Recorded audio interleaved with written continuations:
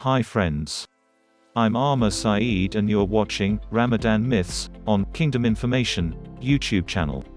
Please like this video and subscribe the channel for latest stories, updates and articles on daily basis. Ramadan, also spelled Ramazan, Ramzan, Ramadan or Ramadan, is the 9th month of the Islamic calendar, observed by Muslims worldwide as a month of fasting, SAWM, prayer, reflection and community. A commemoration of Muhammad's, peace be upon him, first revelation.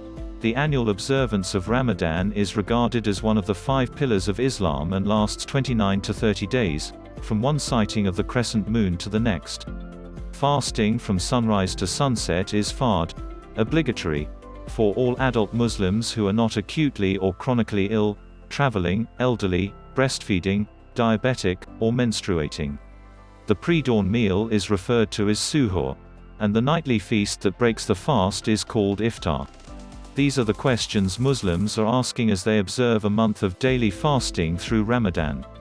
Ramadan is known as a month of fasting for the Muslim community. That doesn't mean just abstaining from food and drink between early morning and sunset, but also giving up smoking, sexual activity and sinful behavior, including swearing, lying and spreading gossip. It's also a time for being kind and charitable to others. That may sound simple enough, but there are many things to bear in mind. For instance, not everyone is able to take part. People with medical problems, those who are pregnant or breastfeeding and the elderly are among those exempt from fasting. And for those who do take part, there are often many questions about what is permissible. In Islam, anything that's allowed is called halal, while things that are forbidden are haram.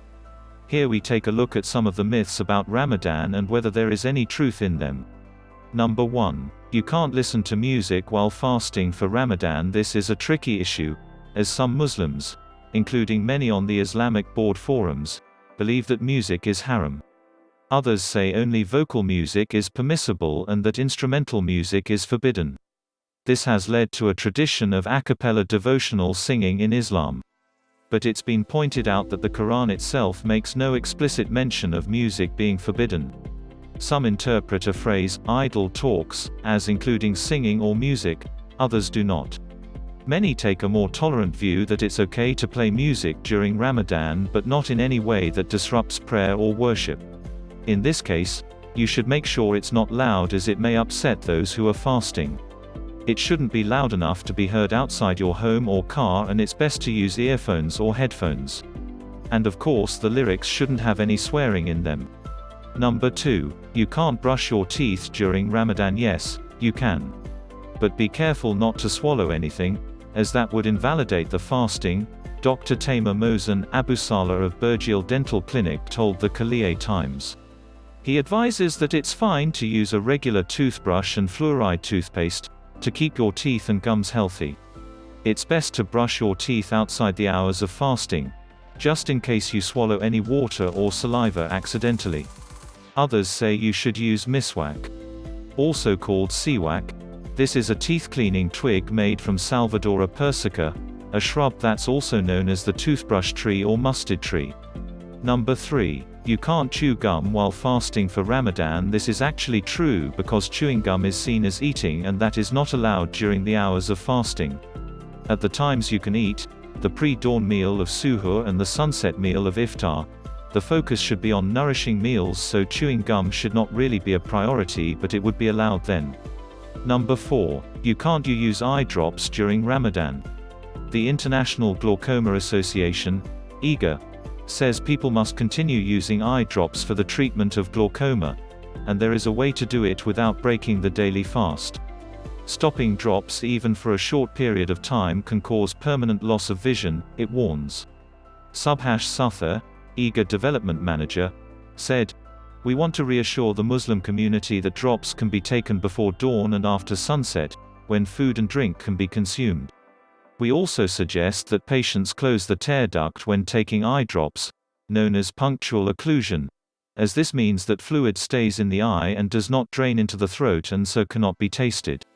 This is achieved by putting finger pressure at the corner of the eye next to the nose, punctual occlusion, immediately after instilling drops.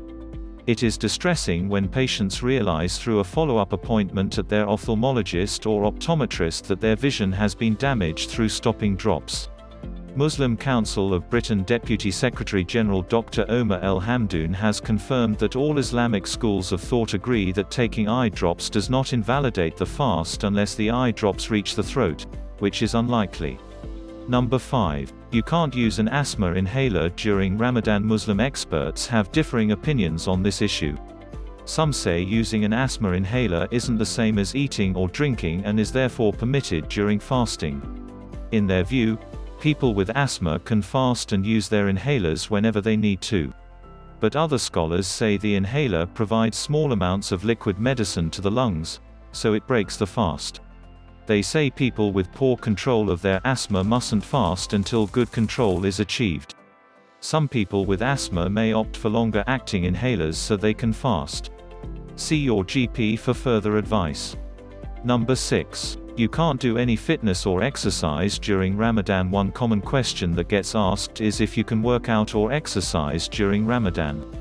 Some believe it's forbidden, or at least a bad idea because you would be unable to refuel with food or drink if you do a fitness session during fasting hours.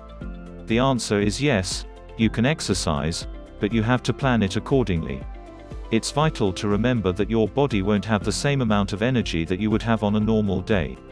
Try to do light exercise like walking and meditative exercises in any spare time you have.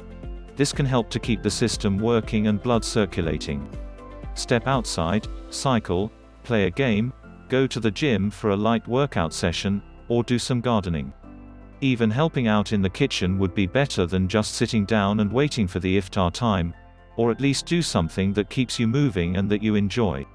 Avoid high-intensity exercises like sprinting or heavy lifting, as this could cause injury and lead to dizziness and low blood pressure, and you could end up feeling weak or sick.